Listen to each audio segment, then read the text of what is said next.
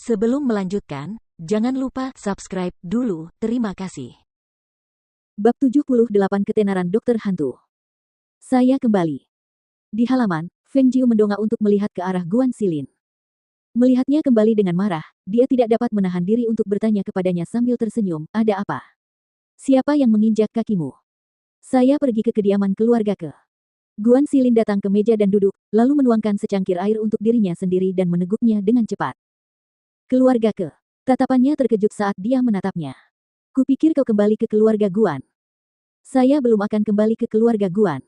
Saya akan menunggu sampai 3 bulan lagi sebelum kembali ke sana. Dan dalam 3 bulan ini, saya akan berkultivasi dalam pengasingan. Mendengar itu, Feng Jiu sedikit terkejut dan mengerjapkan matanya karena terkejut. Apa yang membuatmu begitu gelisah, padahal kamu baru saja melakukan perjalanan singkat? Guan Xilin menceritakan semua yang dikatakan keluarga ke kepadanya. Akhirnya dia berkata, karena itu, aku telah memutuskan. Jika mereka ingin menikah, mereka dapat menikah sesuka hati. Bagaimanapun, ketika pemilihan klan keluarga tiba sekitar 3 bulan kemudian, aku pasti akan menghajar Guan Siruan sampai babak belur. Aku akan membuat mereka semua melihat, bahwa aku, Guan Xilin, bukanlah orang yang bisa dianggap remeh. Dia harus membuat mereka semua menyesalinya. Bukan hanya keluarga ke, tetapi juga semua petinggi keluarga Guan. Mereka semua mengira dia lebih rendah dari Guan Siruan, tetapi dia akan membuktikan kepada mereka semua dan membuat mereka semua sadar, bahwa Guan Siruan tidak dapat dibandingkan dengannya. Feng Jiu mengangguk dan berkata, aku setuju.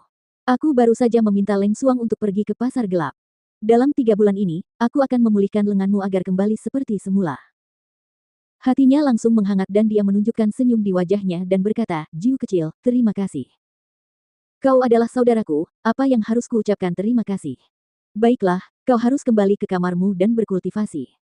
Sebelum lenganmu pulih, latihlah kultivasi mental dengan baik sehingga ketika saatnya tiba, usahamu akan menuai hasil yang jauh lebih baik. Baiklah. Kalau begitu aku kembali ke kamarku dulu. Guan Xilin berdiri dan kembali ke kamarnya. Beberapa hari berikutnya berjalan damai tetapi sibuk. Guan Xilin sibuk berlatih kultivasi mentalnya sementara Feng Jiu sibuk dengan kultivasi bela dirinya dan meramu obat. Karena hari-hari mereka terisi penuh, waktu berlalu begitu cepat bagi mereka. Tanpa disadari, mereka telah datang ke kota Bulan Berawan selama 2 bulan. Dan, dengan menggunakan rumus barter, Feng Jiu berhasil mengumpulkan semua ramuan yang dibutuhkannya dalam waktu kurang dari sebulan. Dia membutuhkan waktu 2 minggu lagi dan berhasil merawat lengan kakak laki-lakinya hingga pulih sepenuhnya.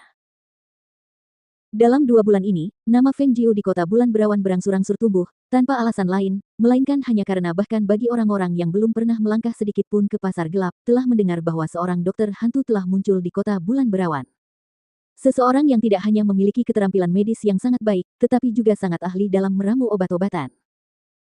Namun seperti halnya naga suci yang mistis, yang diselimuti misteri dan tidak pernah terlihat, orang-orang hanya mendengar ketenaran Ghost Doctor, tetapi tidak pernah melihatnya secara langsung.